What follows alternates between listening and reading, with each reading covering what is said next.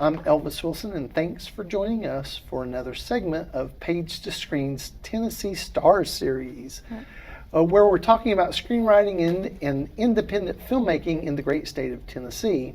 Joining us today is a couple of Tennessee stars, Katie Amond and Sarah Zanotti, and they're here with the film The Unraveling. Thank you. Appreciate you being here. Let's talk about The Unraveling. I haven't seen it yet, but what's your pitch? What's the story about? Okay. So, if you could imagine waking up in a house that looks exactly like your house, and waking up to your partner who looks exactly like your partner, but you have this sinking feeling that this actually isn't your house, and maybe your significant other has been taken over by an imposter. So we have Mary Dunn. She's who I play in the movie. She wakes up and she feels like her husband has been replaced by an imposter, and things begin to unravel from there. Yeah, it's a brain injury caused from a car wreck. Yeah. In the beginning of the movie. Man, that sounds really deep, really heady. Can we take a look? We have a clip. Sure. Yeah, let's take a look at that. Remind me what it's like again, where you are. It's like life as though I never met you. Like I never existed. Yeah.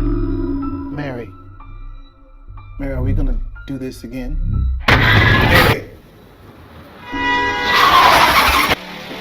I've been reading a lot about quantum physics and parallel universes. It's like you can be living two lives at once. I got a call a few months back. It was Grayson. The real Grayson. I would have visited you, but Grayson said he didn't want any visitors. Do you know where Grayson is? He's right here. I can't see his face. Mom? Baby, look at me. Mary, look at me. Please, what is going on with my daughter? The truth is that I'm your husband. No, you're not. We have to deal with the choices that we've made, Grayson.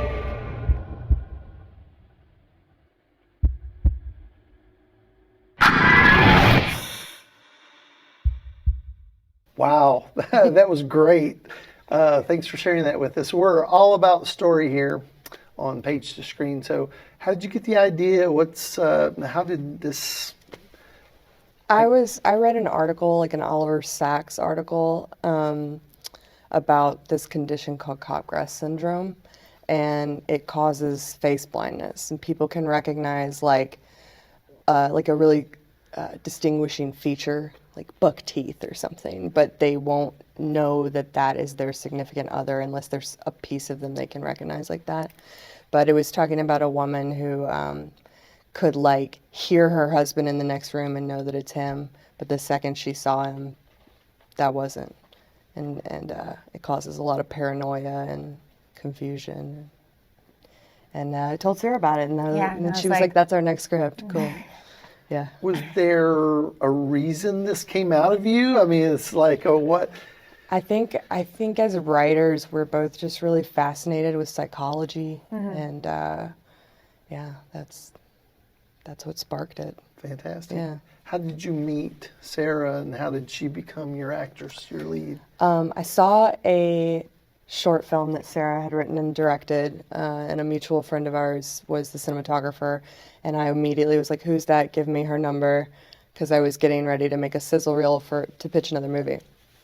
And so I called her, I sent her the script, she was like, I love it, great.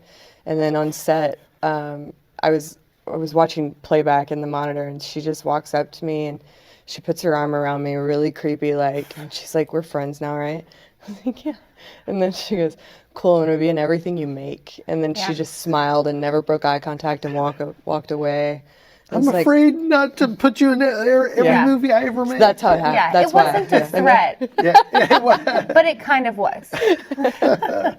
Wow. Yeah. So, but anyway, I had such a great time like directing her, and I asked her if she was a writer, if she'd ever written, and she's like, no, but let's do it. And I think 2 weeks later, we started writing our first movie. You have to appreciate that kind of bravado, and when you're working with an actress like that, you know they're going to do things you asked them to do. How long did it take you to get from your first idea to the shooting script? For Unraveling, maybe 4 months. Yeah, Maybe 3 months. 3 or 4 months. I think we started writing in October, November, December. We started filming in January. The end of December, yeah. What was your process like? Do you guys do note cards? Do you do an outline? We do an Yeah, outline. we do an outline. Yeah. We like to, we'll kind of let the idea, we'll figure out what the story, general story is going to be, and then we kind of let those ideas permeate for a couple of weeks. And then we sit down, we try and flesh out a really detailed outline. And then we usually write the script in about a week and then do revisions for another week. It's really fast. How many we're drafts fast. did you have? For this one in particular, maybe like Yellow, a yellow. 3. 30. So, what's your backstory when it comes to writing and telling stories? I mean, did you study screenwriting? Is structure important to you? Structure is incredibly important to me. I can't read a screenplay if it's written in passive language, Yeah. I went to LSU and I got, my degree's in creative writing and there was a focus in screenwriting. So yes, I am a stickler for just Sid Field format, by the book when it comes to that. But we don't necessarily follow like storytelling formats, but as far as physically writing, yes. Yeah. I went to school for songwriting at Berklee College of Music in Boston, and so I've always been a storyteller, but I started writing shorts right before I met Katie. And but as an actress, I was always like, there are certain roles and characters that I wanted to embody, and I didn't know if I would ever get that opportunity. So meeting her, we've been able to create a world around some people that I've really wanted to be. Cool. Let's talk about some of your other projects. I mean, you're going to be in everything she's ever going to make again, but do you have other projects independently or together that you're working on? So we have our company together. It's called As If Productions, and we Unraveling was our third feature film, but we've made 5 as of today, and a pilot. 2 of those films are in post-production. We started filming that 4th one about 6 months after we made Unraveling. So we just go. We just go. Just keep going. Machines. It's cool. Yeah. When you came into the studio today, I told our producer to keep you guys away from the fire alarm. We were filming a scene that involved a dream sequence where paramedics are working on Mary, Sarah's character. And we had a hazer. We had a hazer in there to put a little fog in the room. And then it set off the fire alarms. And this is historic Seward Hall, so that was not good. And the landlord calls and is like, "What is happening?" And I'm like, "It's oil-based, I promise." And so everyone's running around the house. And then I was like, "You can tell the fire department not to come," but they came anyway. And this is a very low-budget movie, and I can't afford actual fire trucks, so we were like, "Get the cameras!" And everyone just unhooked 3 cameras, and all the guys ran out to the balcony and they're filming the firemen coming in, and we got Sam who plays her husband running down the stairs with all those alarms just going. It was great. Yeah. It's free production value. That is great. Guerrilla filmmaking at its finest. It reminds me of that Super 8 film when there's the train wreck and they get the camera. So that leads to the next question. What advice would you give to young filmmakers? With writing, I would say definitely I think one of the most important things to us is make sure that an industry professional reads it and you get your coverage back, and that before you go into shooting, you don't have plot holes. That to me is the biggest thing. It's just to make sure that story is as bulletproof as possible before you shoot it. And then when it comes to filming or directing it, that's writing with that in mind, writing with economy in mind, things that take place in fewer locations and less amount of time, and things like that. Very production oriented writing, right? Yeah. So- If for someone like just starting out or wanting to make their own. Another quick question. That kind of advice, getting coverage, love that. People have egos, and I think one of the hardest things for people to learn is how to take a note. It's like notes, I think Bill Hader from Saturday Night Live said like, yeah, if you get enough notes about some things, you got a problem. Sure. So take those notes. Don't take how to fix those things. What advice would you give to young people on taking notes? I'd say that if you really think about what you value the most, and at the end of the day, I think Katie and I really value making the best story that we possibly can. And so if somebody else can shine a light on something that maybe we haven't seen yet, if your value is to have the best story, then you're going to welcome wherever the missing piece comes from. And honestly, collaborating is way better than doing it by yourself. I mean, So we much love writing better. scripts together, but we also have a group of people that we really respect and admire as writers themselves, and it always feels good to get that missing piece from someone. A great advice. Where can our viewers out there find out more about your projects? We're As If Productions. That's AZ, Amond and Zanotti, and then if for We like Clueless. So that's our handle on everything, on all social media, on Instagram. Don't go to our website. Don't. It's under construction. Yeah, still. And then, we have our movie Faye is on Amazon Prime, and The Unraveling is currently on the festival circuit. Yeah. So. Do you have any final words of wisdom or advice for our fellow storytellers out there? Anything? Sure. We got the chance to speak at Belmont University yesterday to their film class, and they asked us, like, what's the best piece of advice you've been given by somebody else in the industry? And I said, someone told me once, perfection is the antithesis of being done. And I think so often we can get really precious about our work and our art, which is amazing, and it's great to honor it in that way and be sacred. But, we all know the person who's been holding on to the same screenplay for years and years and years and years. And to me, it's really tragic when those stories never get made. Yeah. And so sometimes you just have to let go a little bit and be like, I'm not going to be so, cling on to this so much that it just never has life. So make your stories and believe and trust that you'll have another good idea. Love it. Yeah. I love it. It's great. Anything for you, Kate? I'm just going to second that. That's wonderful. Very, very great advice. Well, I appreciate you both being with us. Thank you. I'm host Elvis Wilson, and thanks for watching Page to Screen. Keep on writing, my friends, and keep on learning.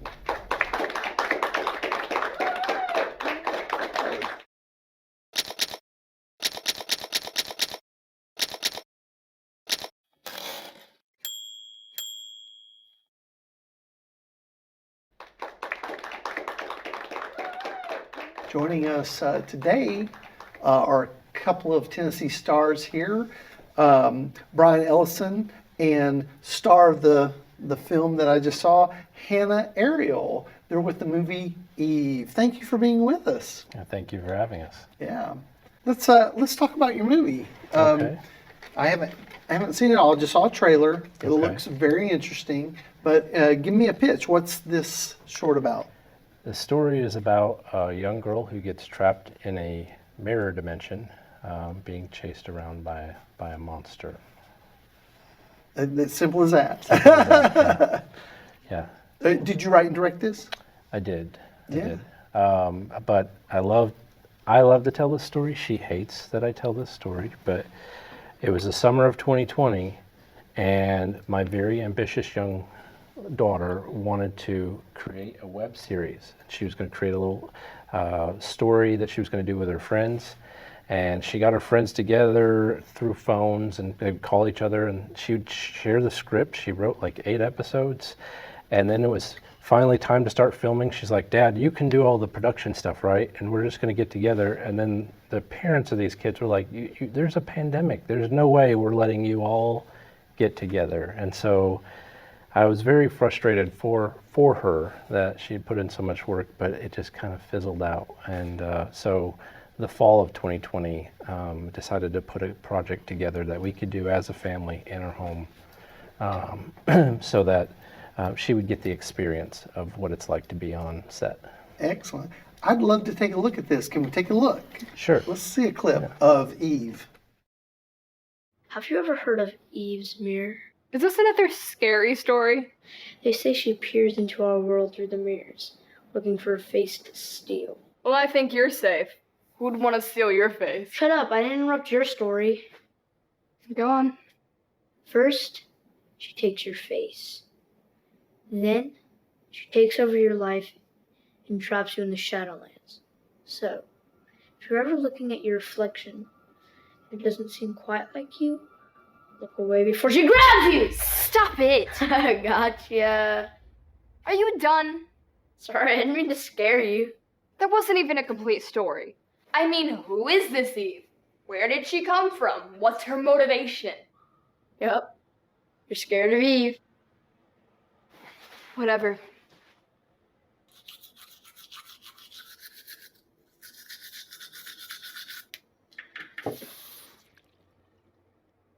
Good night. Don't let Eve get you. Go to bed.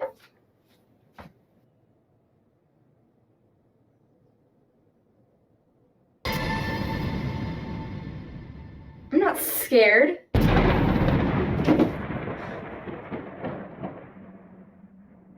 What a great little clip there. You're quite the actress there. Thank you. Great job. So, how did you come up with this idea? I know you talked about wanting to work during COVID and all that, but where did the idea come from? Really just from, we wanted to do something that was spooky but kid-friendly, and just those kids that want to go in front of a mirror and say, oh, Bloody Mary 3 times and see what happens and stuff. So that's kind of probably what spawned it. We want to do that and then take a step back, because we always want our productions to have like an element of hope or of good overcoming evil. So we wanted to go spooky but not too spooky. Yeah. Family friendly, I get it. Yeah. How long from idea to shooting script? Oh, it didn't take long at all. Do you remember? It was like, it felt like a week. Yeah. It didn't take very long for the script to be written. Yeah. So Dad writes it and she approved. She approved. Did you give him notes? Probably, likely. I don't remember. You don't remember anything. Yeah. It's been a while, right? It's been a few years. So, any fun catalyst of ideas there? Well, it was fun to work out with the family, just things on the set, because I had a fluid approach. We were doing this as a family, so the script can kind of evolve. If they had an idea of like, hey, Dad, it'd be funnier if we said this, or I don't know that a person would talk like that. So I think we should do it this way, or it was interesting. It was a process, and I'm glad that they were a part of it. You mentioned you've been in the business a long time. Yes. What's your writing process like? I try to have an outline, have an idea of at least where the story is going. I try to start with the end in mind, and then just use that outline to just fill things. But my favorite part is just kind of trying to discover the story itself. So when I'm in the actual writing process, that's where the creativity, I think, happens. But I think it's always good to at least know where you're going. Did you study screenwriting, filmmaking? I did. I went to Watkins for a short time when it was open here. Yeah, thank you. I started in a vocational college for broadcasting, and strangely enough, the instructor they brought in to teach us wasn't a broadcaster, he was a filmmaker. And so he was a mentor of mine, and he talked me through a lot of those processes as well. You've been a screenwriter, you went to Watkins. Have you produced other work? Most of my work has been either client-based or for other organizations, but I have written for documentaries, and I've written about half a dozen features, but those are things that I'm still shopping. Those features are personal works, and we've produced things like proof of concept films for them, but we're still trying to get those features made. Or do you have any other projects? I'm in a few proof of concepts. Well, a proof of concept for him right now. That's all that's really happening at the moment. I've done a couple of commercials and things like that. She works with there's an agency that she's attached to. Yeah. Do you see yourself in front of the camera more or behind the camera more? I very much like to be in front of the camera. Yeah. I like acting. I really love to act and perform. Yeah. I loved the costuming. I thought the dress she wore was a really nice, that prop stuck out in my mind in the short. Very well done. Do you, I could see things going wrong on a set like this. Do you have any war stories? We had some help, but for the most part, it was the four of us. My wife, my son, Hannah, and I worked really hard. There's some of the stories where I took my wife's home and turned it into a set for about 2 or 3 weeks. We weren't shooting all the time, but it just made sense to leave it. At one point, I had black tarps and things all over every window so we could light and shoot shoot night for day. And she was so ready for that to be done by the end of it. And I was like, sweetie, this is just our way of quarantining. Our house looks condemned.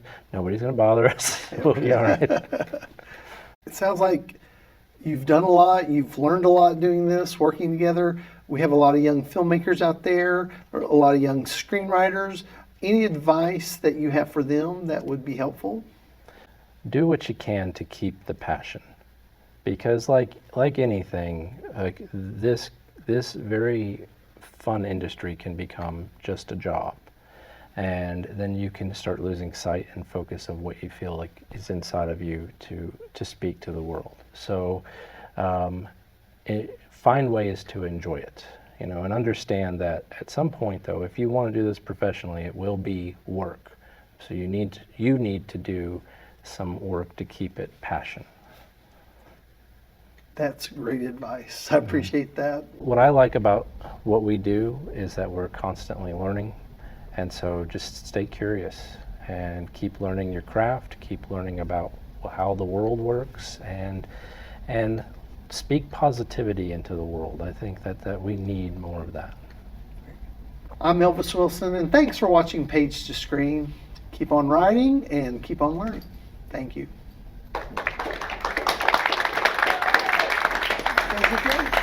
Thank you.